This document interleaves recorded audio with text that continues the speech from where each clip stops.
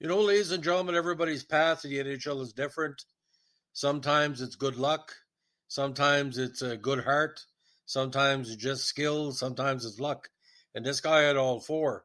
When Mark Osborne made the NHL after being drafted by Detroit in the 1980 NHL entry draft, it was a weird story because he was getting a lot of press for Toronto in the region because he felt he would be a good fit for the Maple Leafs because he's offensive defensive style.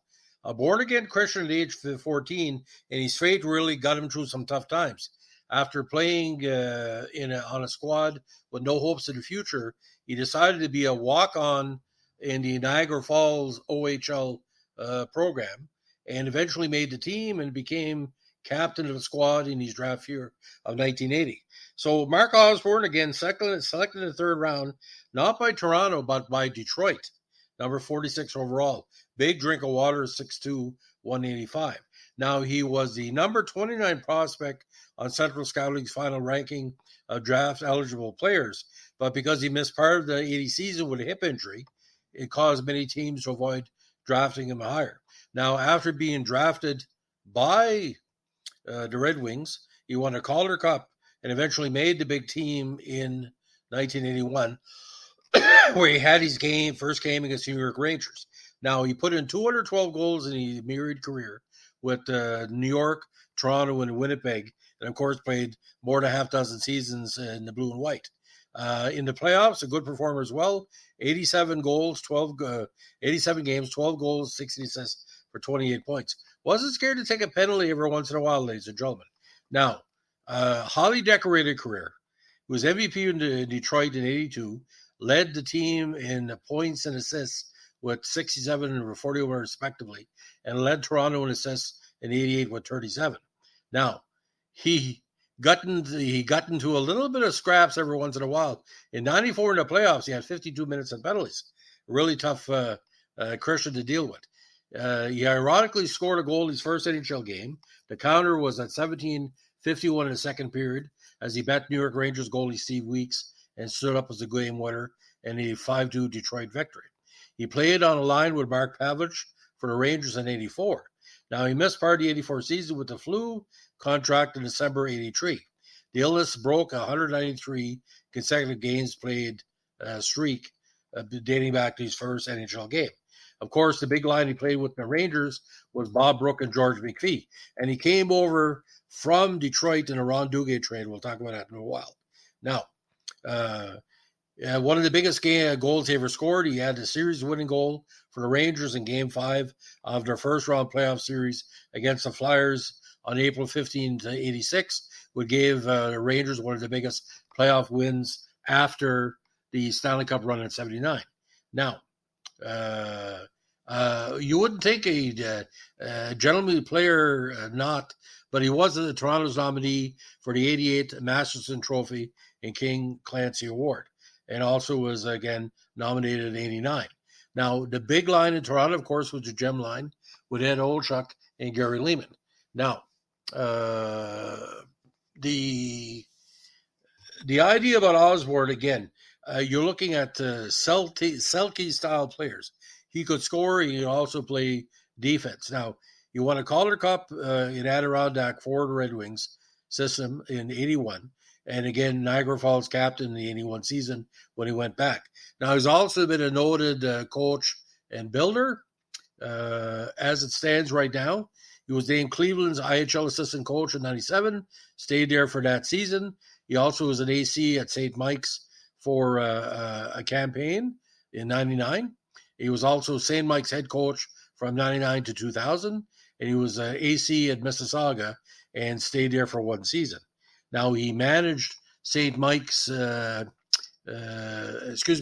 was a St. Mike's assistant coach and remained there for a season in 99, and he became GM for St. Mike's for 1 year up to 2000. Then came back as assistant GM and remained there for a full season.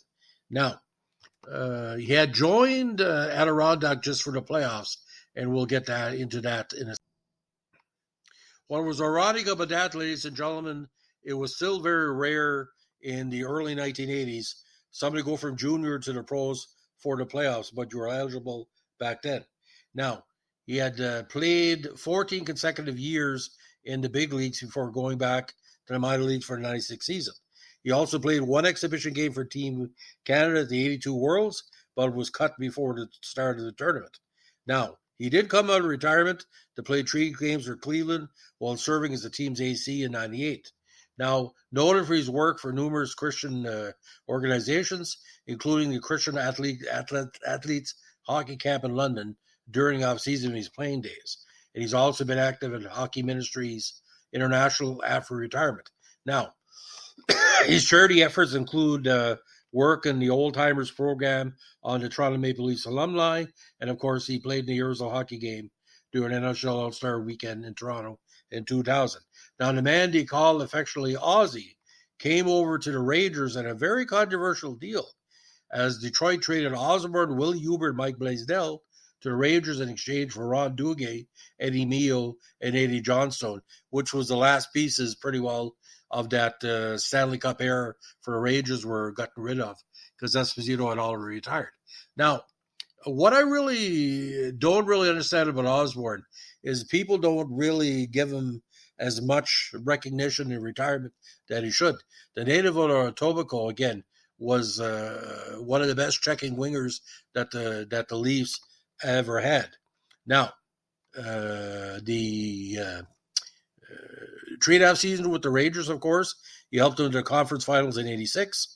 And, of course, the big line was with the very, very talented Anders Hedberg and the great Mark Pavlich. Now, at the 87 trade deadline, he was shipped to the Maple Leafs for his first stint there, which lasted 5.5 seasons.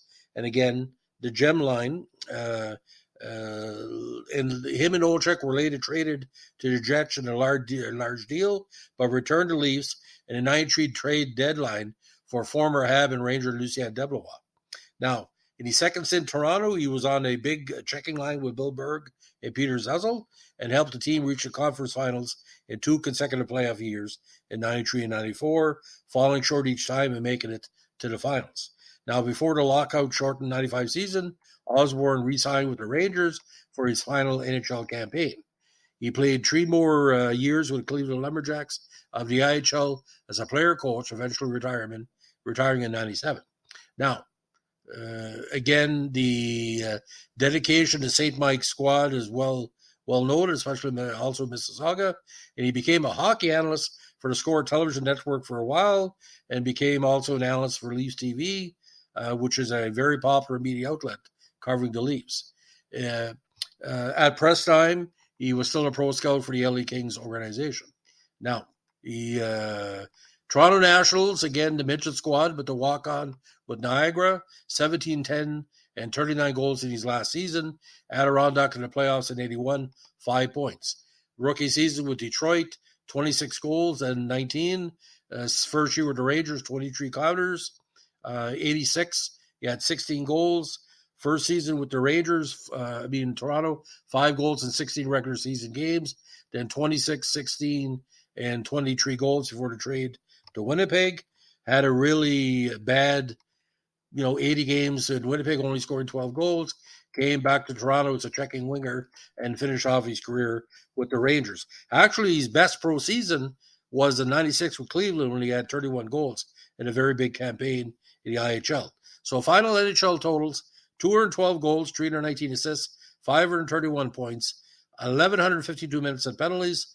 Again, 87 playoff games, 12 goals. Now, Mark Osborne is noted by some, probably one of the most underrated Leaf of the 1990s. I tend to agree. He was a good value for his the cost-efficient forward. But it just goes to show he could play with somebody like Anders Hedberg or Gary Leeman, a very offensive player, and a defensive specialist like Peter Zezel. Zezel very underrated as well. If I was going to start a team, in my personal opinion, you get Brian Propp, Zezel, and you get Mark Osborne. That's the best of those checking wingers that could score a goal on occasion, the 15, 20 goal guys. Very interesting. So, ladies and gentlemen, thanks for listening. And as we like to say on the North Shore, keep your stick in the ice. Have a good one. Bye.